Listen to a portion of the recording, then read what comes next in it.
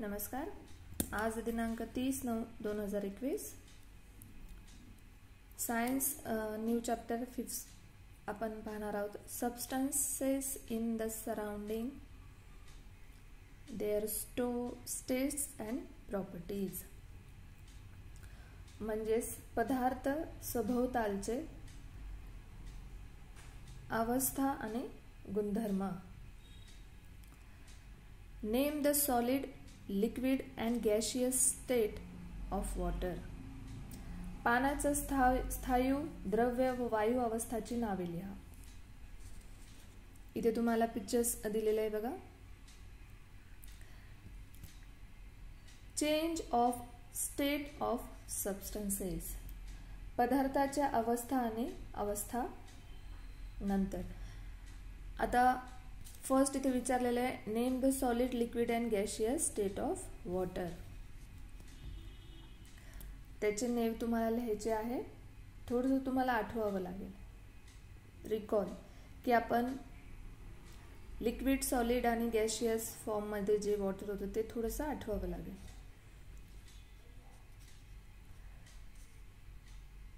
Take pieces of wax in a bowl and heat them on a candle or a spirit lamp. एका बाउलमध्ये किंवा एका वाटीमध्ये मेणाचे तुकडे घ्यायचे. Wax म्हणजे मेणाचे तुकडे, आणि ते मेणबत्तीने किंवा स्पिरिट लॅम्प, जे लॅबोरेटरीमध्ये दिसते तुम्हाला, हे स्पिरिट लॅम्प, एक छोटंसं लॅम्प घेऊन त्याच्यावर गरम करावे. त्या दिव्याच्या वरती ते तापवायचे. How do the pieces of wax change. मेणांच्या तुकड्यांमध्ये काय बदल होतो हे आपल्याला दिसेल. What was the initial state of wax. वरील कृतीत प्रथमतः मेणाची अवस्था कोणती होती. What did get converted into. आणि त्या अवस्थेनंतर काय झाले. What happen. म्हणजे जी कृती तुम्ही करणार आहात ती कृती करायच्या आधी मेणाची अवस्था कोणती हे आपल्याला आधी पाहावं लागेल.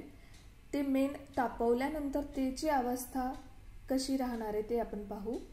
आता ही वाटी पुन्हा थंड होण्यासाठी ठेवा आणि परत बघायचं आहे की काय झालं.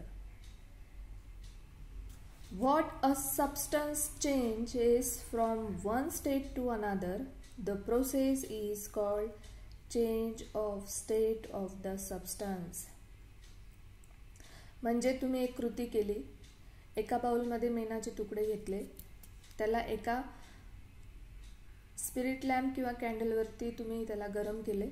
गरम केल्यानंतर ते मेण वितळेल. वितळल्यानंतर तुम्ही जर त्याला परत थंड व्हायला ठेवलं की परत त्याचा काय होईल, बदल होईल. परत तो वॅक्समध्ये म्हणजे तो परत तसाच मेणासारखा होऊन जाईल. तर ह्या ज्या क्रिया आहेत. When a substance change from one state to another, म्हणजे एका अवस्थेतून तो दुसऱ्या अवस्थेत जेव्हा चेंज होतो त्या प्रोसेसला आपण काय म्हणतो, change of state of the substance. जर एका वाक्यासाठी तुम्हाला प्रश्न आला what is change by substances, तर तुम्ही हे आन्सर लिहू शकतात की when a substance change from one state to another the process is called change of state of the substances. जर तुम्हाला मराठीत सांगायचं तर पदार्थाची एक अवस्था बदलून जेव्हा तो दुसऱ्या पदार्थात बदल करतो त्या क्रियेला आपण काय म्हणतो, पदार्थाचे अवस्थांतर. तो चेंज होतो. इथे बघा दाखवलेलं आहे तुम्हाला. पीसेस ऑफ वॅक्स घेतलंय आपण. मेल्टिंग वॅक्स, तो विरघळलेला वॅक्स दिसतोय. इथं खाली आपण त्याला स्पिरिट लॅम्पने वितळतोय. त्यानंतर wax in the solid state, बघा इथे चेंज झालेला दिसतोय तुम्हाला. कॅन यू टेल, सांगू शकता. Read this list of substances. Spirit, camphor, petrol, ghee, coconut oil, naphthalene balls, ammonium chloride. Spirit जे असते, स्पिरिट म्हणजे कुठले, आपण जेव्हा इंजेक्शन घ्यायला जातो तेव्हा आपल्याला अगदी सिस्टर किंवा डॉक्टर आधी कापूस घेऊन आपल्या स्किनवरती ते स्पिरिट लावतात. त्याला काय म्हणतात, एक लिक्विड असतो तो स्पिरिट. त्यानंतर कॅम्फर कापूर, पेट्रोल तुम्हाला माहिती आहे, घी तूप, कोकोनट ऑइल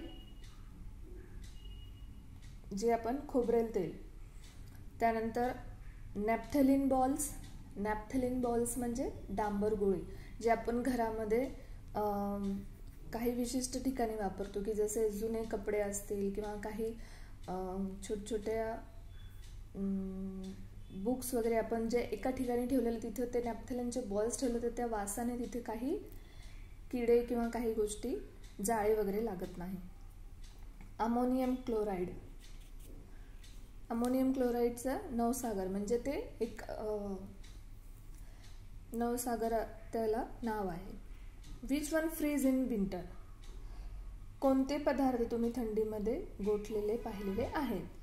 आता थंडीमध्ये कुठले पदार्थ फ्रीज होतात? तूप, खोबरेल तेल, ठीक आहे, हे विंटरमध्ये म्हणजे फ्रीज होतात. Which liquid have you seen change in a vapour? कोणत्या द्रव्याच्या वायूत रूपांतर झालेली पाहिजे किंवा पाहिलेले आहे तुम्ही किंवा पाहिलेले होते याआधी? हे तुम्हाला कॅन यू टेल म्हणजे सांगा पाहू विचारलेलं आहे.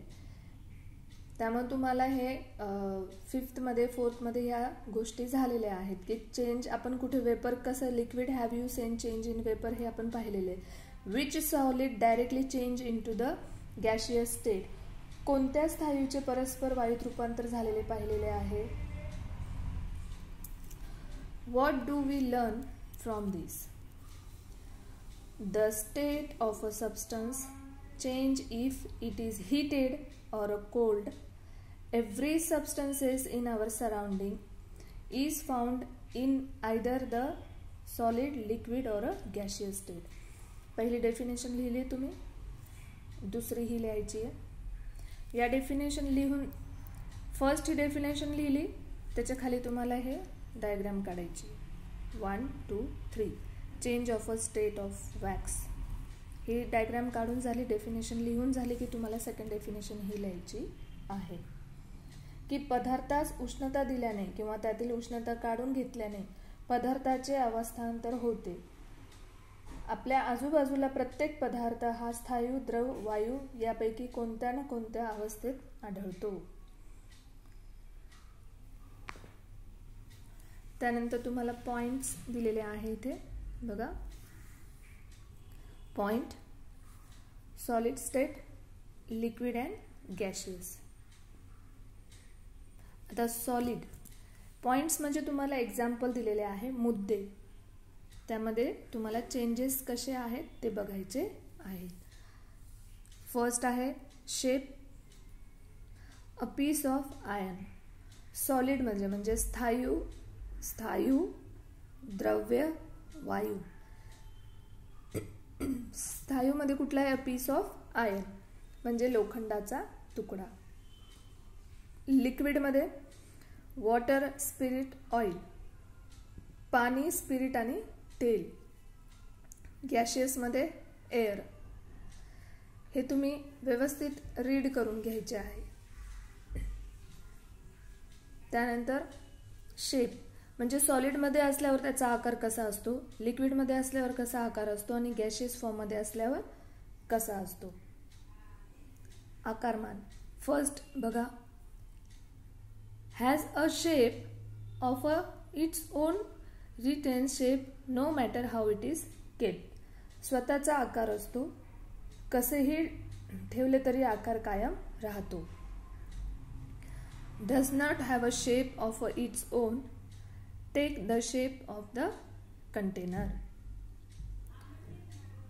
Does not have a shape of its own occupies all the available space. म्हणजे जर आपण एक शेप आकार घेतला त्याचे त्यांनी स्टेट दाखवलेले की ते कसे कसे असतात. सेकंड व्हॉल्यूम म्हणजे आकारमान, हा तुम्ही रीड करायचा आहे. त्यानंतर तुम्ही फर्स्ट डेफिनेशन लिहिली, डायग्राम काढली. सेकंड डेफिनेशन तुम्हाला सांगितली की what do we learn from this. त्यानंतर तुम्ही ती खालची डेफिनेशन्स लिहिल्यानंतर हा चार्ट्स बनवायचा आहे आणि हे रीड करून घ्यायचे. नेक्स्ट पॉइंट आहे आपला heat and change of physical state. उष्णता आणि त्यानंतर अवस्थांतर.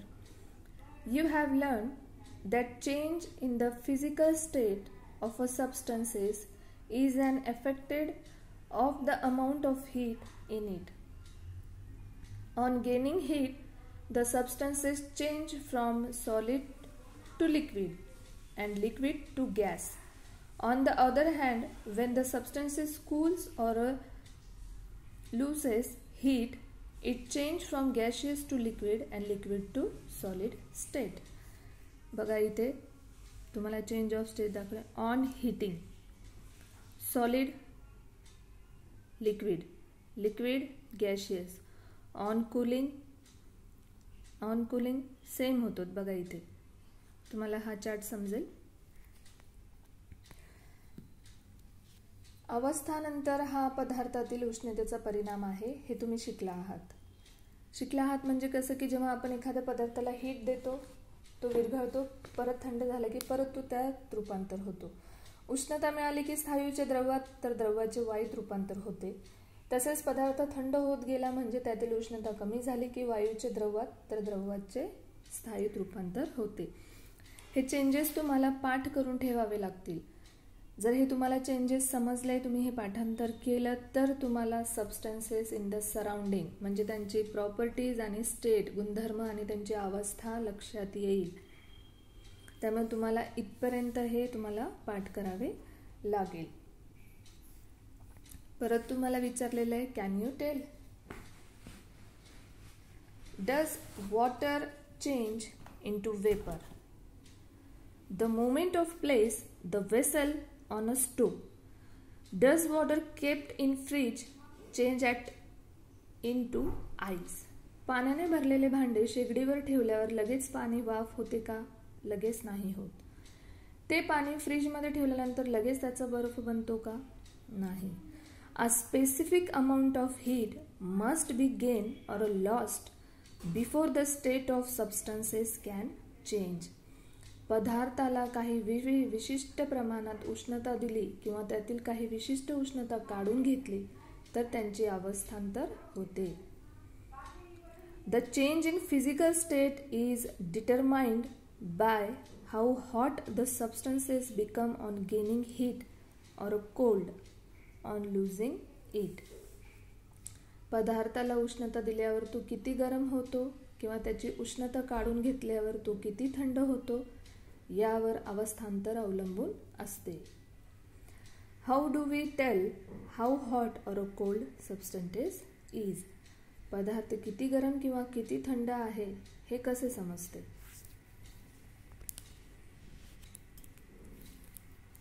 The temperature and the thermometer. Temperature तापमान, थर्मामीटर तापमापी म्हणजे किती टेम्परेचर आहे हे माप करण्याचे यंत्र. When a substance gets heat, it becomes warm and hot. पदार्थाला उष्णता मिळाली की तो किती गरम म्हणजेच तापतो. We put our hand or a finger in the water to judge how hot it is, but that is not an accurate measure. Besides, if the substance is very hot, we could get scared. म्हणजे आपण पाणी तापवायला ठेवले ते पाणी किती गरम आहे आणि आपण हे कशाने अंदाज घेतो? अगदी थोडंसं हाताने किंवा बोट आपण बुडवून तो बघतो, परंतु अशा मोजमापात अचूकता नसते. तसेच पदार्थ तापलेला असला तर हाताला चटका लागून इजा होऊ शकते. A thermometer is use to measure temperature degree Celsius. Is the unit of measuring temperature. There are several types of thermometers available. Nowadays, digital thermometers are frequently used. बघा इथं आपल्याला थर्मामीटर दिलेले आहे. आत्ताही काहींच्या घरात आपण हे थर्मामीटर वापरतो की जसं ताप आला मुलांना की त्याने आपण तापमान मोजतो की किती आहे तो. आणि अशी वेगवेगळे वेगवेगळ्या प्रकारच्या तापमापी आपल्याला पाहायला मिळतात. सध्या तरी आपण डिजिटल तापमापीचा सुद्धा वापर मोठ्या प्रमाणात करत आहोत. आपण दोन्ही पॉईंट पाहिलेले आहे. फर्स्ट आपण पाहिलेला आहे change of state of wax म्हणजे कसे बदलतात, त्याची डेफिनेशन पाहिलेली आहे. त्यानंतर आपण इथे पाहिलेलं आहे की सॉलिड, लिक्विड, गॅशियस, स्थायू, द्रव्य, वायू, heat and change of physical state, उष्णता कशी चेंज आपण पाहिलेली आहे. इथे त्याची डायग्राम दाखवलेली आहे आणि नंतर थर्मामीटर आणि टेम्परेचर कसा मोजतो. तुम्हाला हा संपूर्ण धडा जो आत्ता शिकवलेला तो रीडिंग करून तुम्हाला हे व्यवस्थित लिहायचं आहे आणि आजच्या डेटलाच लिहायचं आहे. आज तुम्ही जर ह्याचा अभ्यास केला, तुम्हाला हे समजलं, तर नेक्स्ट पिरियडमध्ये मी जे याच्या पुढचं शिकवणार आहे ते तुम्हाला लगेच समजेल. धन्यवाद.